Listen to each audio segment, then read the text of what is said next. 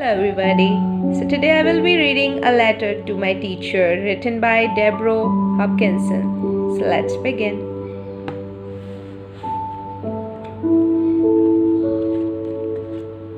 Dear teacher, whenever I had something to tell you, I tugged on your shirt and whispered in your ear. This time I'm writing a letter. I hope you remember me. I was the one who marched to school that first day, splashing through every puddle I could find. I wore a bright yellow raincoat and a dark stormy frown, because for me, school means sitting still and listening. Do think I wasn't much good at. I stood there ornery and dripping, just sure I would get in trouble. But instead you grinned at me. Good morning, look at you, standing there like Mary Kingsley, just back from canoeing up the Ogre River? Who? I said. Where? Mary Kingsley, the fearless explorer, you explained. Someday we will read about her and crocodiles. Now get up the mob, crocodiles. After taking attendance, you made a big announcement. Welcome!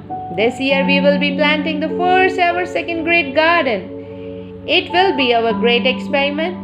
Yay! We get to dig in the mud, I shouted. True, but first we read about plants, you said. We will use math to measure our plot, and we will write our garden plan. Reading, math, writing, I was better at running and jumping. The next week, we visited the creek behind the school to learn about plants and water. When you weren't watching, I started to hop the rock. Right in the middle, I got stuck. Look at me, I'm Mary. What's her name? I hollered, trying to sound brave. Watch out for crocodiles, you called back. Then you rushed to rescue me. On the way back, you held my hand and never told anyone how much I was shaking. All fall, I tried hard to sit still. Right before Thanksgiving vacation, you asked who wanted to take the Mouse brothers home. Me, pick me, I shouted. But while I was busy eating turkey, my cat Lucy ate one brother. I bought a replacement mouse, except I just couldn't tell you. One day when we were cleaning their cage, you called me over to your desk and told me that we might have to change the brothers' names to Ma and Pa Mouse. You knew the whole time, I said. Laughing, you said, might as well get used to it. Teachers see everything.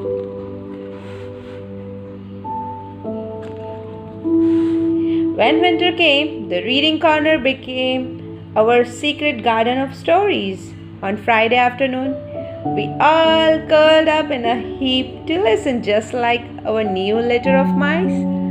I loved it when you read to us and always begged for more. But I hated being called on to read aloud. I kept tripping over words.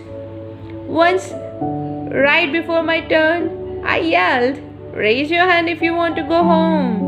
Another time I clutched my throat and croaked. I lost my voice. Nothing fooled you though.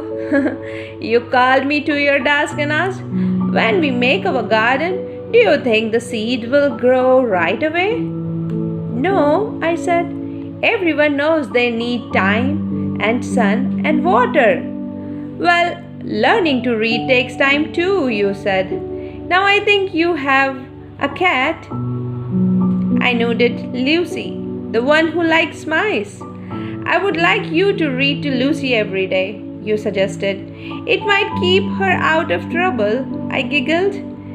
Maybe I will read her Puss in Boots. I practiced hard and you gave me extra help too. One day you brought me a special book. I met a real author and he autographed it just for you, you said. I looked at the cover and sounded out the words. Wow, it's about her, that explorer Mary Kingsley. You smiled. Next week, you can share it with the class. In March, we explored our town.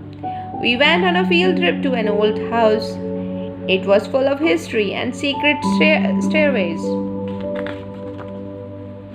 When I slipped away to look for hidden treasures in the root cellar, you and the whole class had to track down the old stone steps to find me. I think even you lost your patience that time. Exasperating was the word you used. I remember because that night my mom helped me to look it up in the dictionary. The day you brought in seed for us to choose, I tugged on your shirt. Can we plant this kind? The packet says, early spring.